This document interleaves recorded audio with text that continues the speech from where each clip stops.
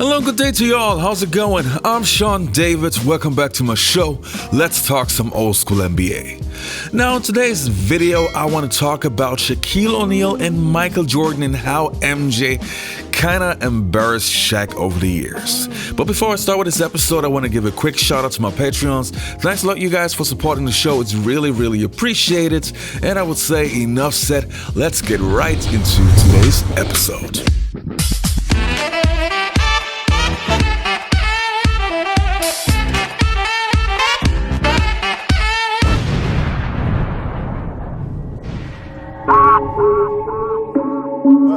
The statute of limitations up. I was terrified out there. Were you really? Yeah. You just got a MJ? Yeah. You gave for how long? For how long? Right when you took the floor? No, the whole game. During the playoffs, averaged 11 field goal attempts during the regular season. Jordan with the block of Shaquille O'Neal. One, he's the greatest player. Two, I was worried about him dunking on me and have to go back and, face the fellas. Around there, Lee? They ain't I ain't Shaq. Huh? I ain't Shaq. But him. Like I said, I ain't Shaq. Well, since both players play totally different positions, you would think that they didn't have too many interactions, but you would be wrong, since Shaq was, well, a rim protector and Michael Jordan, the attacker. So let's have a look. When Shaquille O'Neal came into the NBA in the early 90s, Michael Jordan was in his prime, and already at that point, many considered MJ to be the best player ever, even though he had only won 2 championships instead of the 6 that he would later have. Shaq, meanwhile, was a sensational rookie that wanted to make sure that his impact was felt around the league. And what can you say? He sure did. It's been a while since a rookie had such a great hype and already dominated in his first year. Of course, Michael Jordan also took notice, and MJ, being MJ, wanted to make sure that Shaq had to wait his turn. How serious MJ took Shaq was easy to see in the first matchups. In Game 1 between the two, Shaq had 8 turnovers, and Michael Jordan took the ball 3 times from Shaq. Also, you could see that Shaquille O'Neal was, let's say, a little bit nervous. How about this photo op? Michael and Shaq meeting for the first time, and it's Jordan who gets the jump on the big man. But in the second meeting, MJ took everything to a totally different level. Let's have a look at one of the greatest Michael Jordan performances that nobody talks about.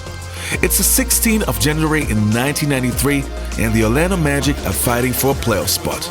And Chicago was on their way of unleashing MJ.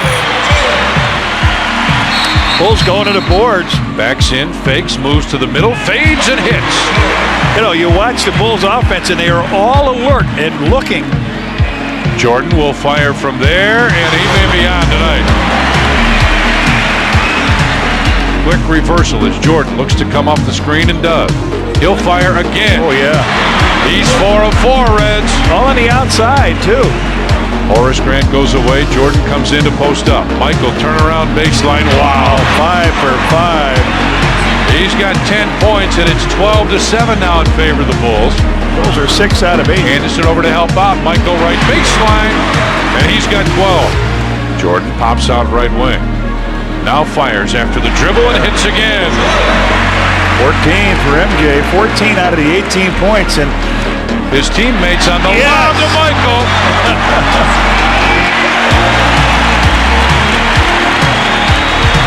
Bounce pass goes to Bill Cartwright. Tried to put it up, had it partially blocked, but Jordan there to put it in. Mike is all over the floor. Triangle on the right side. Horace Grant comes out as if to set the screen. Now drops back, hacks for 3. Yeah. Jordan has it now. Shot clock down to 4, down to 3. He's got to fire off balance. And it still hits. 10 baskets for MJ. 20 points. There he goes. Oh, wow. What a first period. 0.6 of a second left. They got to take it real quick here. Michael tries to take it back for the Bulls and does. Michael with 24 now, and the Bulls take that top of the circle. 2. Magic with the lead. Right side. Michael Jordan puts 2 more in. for MJ. Michael got an open three. It's up short. Got his own rebound. On a baseline. Put it up again. Yes! And he's fouled. Nick Anderson with his third foul.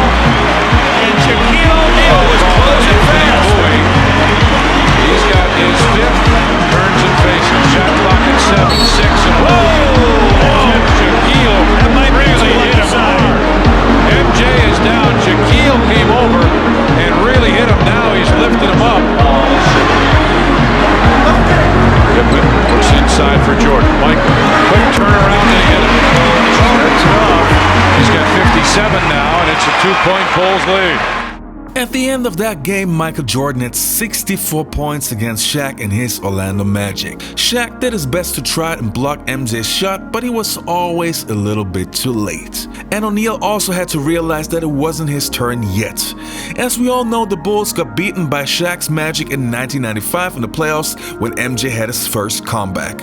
But only 1 year later, Orlando got swept big time by Michael Jordan's Chicago Bulls, and this really looked bad for the Magic.